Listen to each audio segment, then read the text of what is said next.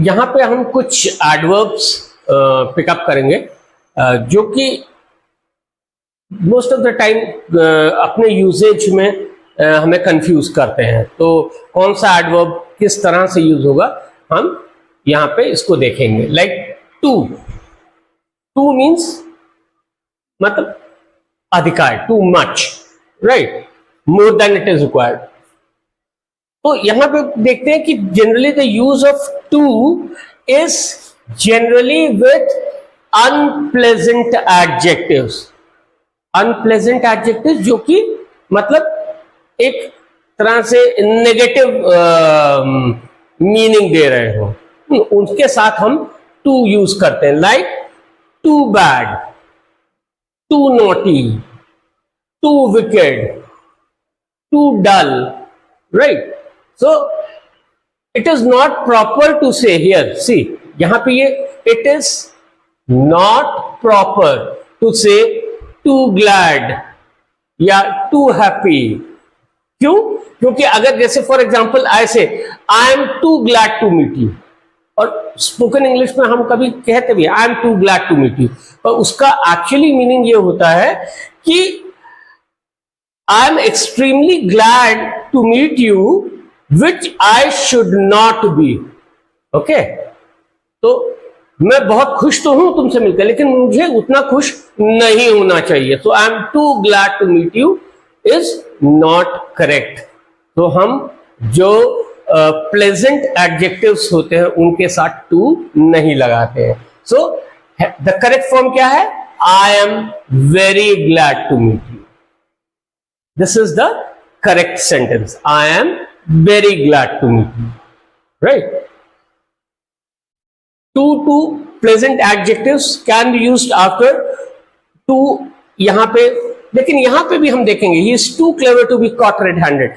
यहां पे सेंटेंस में तो हमें एक लग रहा है कि हम एक पॉजिटिव मीनिंग कन्वे कर रहे हैं, but actually the meaning if you think is a negative connotation. He is too clever to be caught, बहुत चालाक है, वो पकड़ा नहीं जाएगा। तो एक्चुअली हम टॉन्ट कर रहे हैं, बहुत चालाक है, वो पकड़ा नहीं जाएगा, right. This is too good to be true.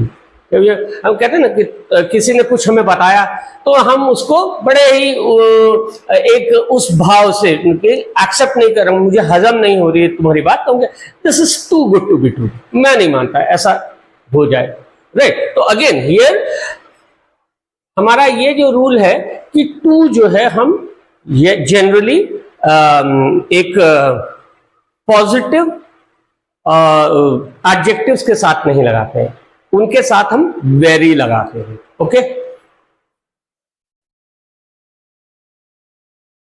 Much to जो है वो भी हम देखते हैं कि कुछ अनप्लेजेंट एडजेक्टिव्स के साथ ही जाता है, जैसे मच टू पेनफुल या much too careless, much too wicked, okay.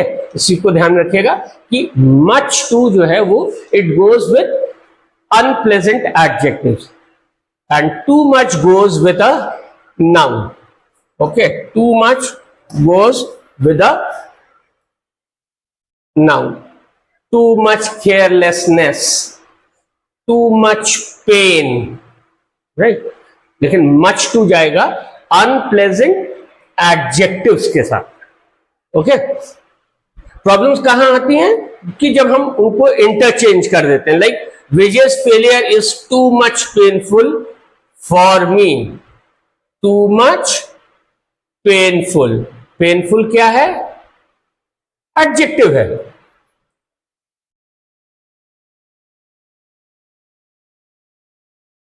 Right. तो एडजेक्टिव के साथ हम क्या यूज करेंगे? मच टू, ठीक।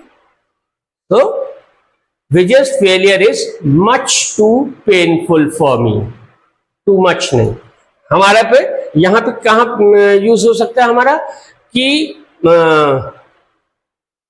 Like rude behaviour gives much too pain to him. अब यहां पे मच टू पेन किस लिए गलत हो जाएगा? क्योंकि pain is a noun and much too will be used with an adjective, right? So her rude behavior gives too much pain to him, right? Much to की यहां पे हम noun के साथ too much लगाएंगे और unpleasant adjective के साथ हम much to लगाएंगे. Okay? Only two means very much, very. It's used with both pleasant and unpleasant words, right? I'm only too happy to receive the invitation. I'm only too happy, pleasant word है, ठीक? या I am very happy. I'm only too happy भी बोल सकते हैं या I am very happy भी बोल सकते हैं. Her performance on the stage is only too bad. Unpleasant हो गया, लेकिन हम unpleasant के साथ only to यूज कर सकते हैं, या हम कह सकते हैं her performance on the stage is very bad. Okay, so very is also used with both pleasant and unpleasant. The scenery is very beautiful. Yeah, the queen is very ugly. Okay.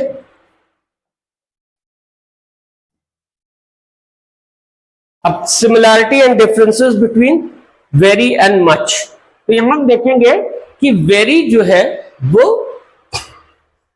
Positive degree में use होता है ज्यादातर. I am very happy, I am very lucky, very honest. Much क्या होता है, वो केवल much की बात करें, मच टू या टू मच की नहीं. मच जो है वो हम कंपैरेटिव डिग्री में, कंपैरिजन में यूज करते हैं. Much better, much luckier. So the construction very much plus comparative is also used. Very much better, ठीक है? Very much wiser, very much and wiser, very much better, very much luckier, right? Very and much can be used for the superlative degree. The very best athlete, much the best boy. यहां पे क्या हो गया, हम superlative degree हो गया, right? और यहां पे हमने मच जो है वो कंपैरेटिव डिग्री के साथ भी यूज कर लिया, राइट? मच और very they can be use with comparative और सुपरलेटिव डिग्री. अब यहां पे देखेंगे कि very is generally use before a present participle. Present participle क्या हो जाएगा? Interesting, enjoying, challenging, ing form. Very interesting, very enjoying, very amazing, right? लेकिन much is generally used with the past participle. Much amazed, much surprised, much privileged, right? Much interesting नहीं होता है, तो it's like much interested. Here very is used with the present participle and much is being used with the past participle. Much interested, but very interesting, right? However, very can be used with the past participle. हम use कर सकते हैं very. I am very pleased to meet you. I am very tired of walking, right? तो but generally हम much के साथ देखेंगे एक constraint है कि this is not usually used with the present participle.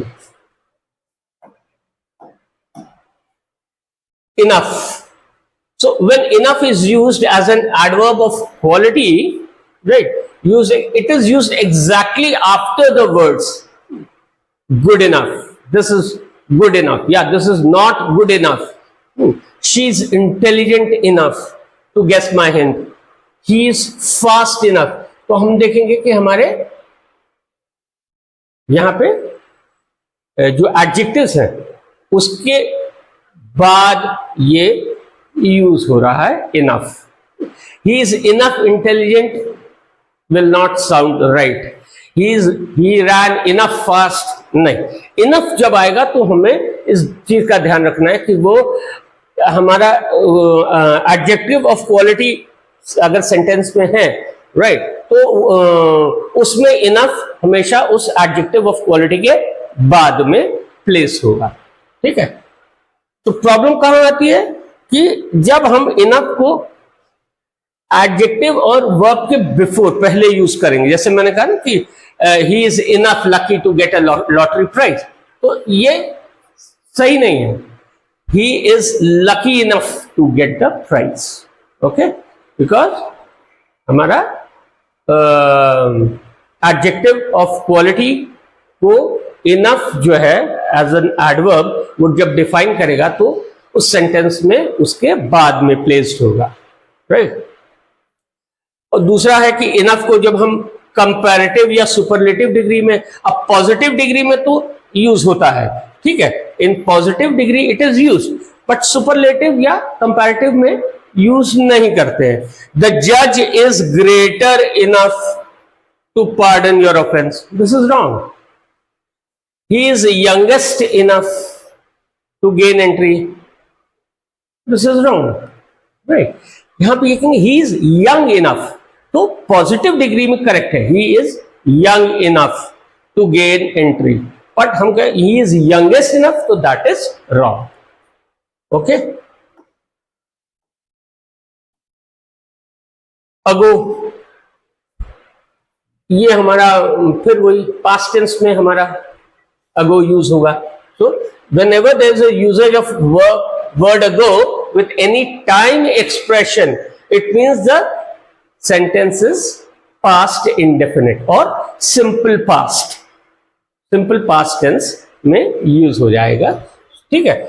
Like she came a month ago to live in my building. She came, simple past tense, right? तो यहां पे हमारे इस अगो में मंथ अगो अगर लगेगा तो हमारा सेंटेंस एक सिंपल पास्ट टेंस में होगा। प्रॉब्लम कहां आती है? जब हम प्रेजेंट परफेक्ट या पास्ट परफेक्ट यूज करने लगते हैं सेंटेंस में, हैव लगाएंगे या हैड लगा देंगे, अगो यूज करेंगे और हैव हैड लगाएंगे तो सेंटेंस गलत हो जाएगा। Ravi has come a month ago to see me, no, we will not use the present perfect. I had seen Mary a week ago, past perfect, गलत। हम यहां पहले में use normal came, right, simple past, he Ravi came a month ago to see me। Second में use saw, I saw Mary, हम past नहीं लगाएंगे, past perfect नहीं लगाएंगे, हैड सीन मेरी नहीं, आई सॉ मेरी अ वीक अगो। तो ये एक आपके लिए ट्रिगर होना चाहिए कि अगर सेंटेंस में अगो लिखा हुआ है टाइम के साथ, एक टाइम वेरिएंट के साथ अगो लिखा है, तो वहां पे सेंटेंस जो होगा वो सिर्फ सिंपल पास्ट टेंस वर्ब्स को यूज करें, राइट, केम, सॉ, ओके।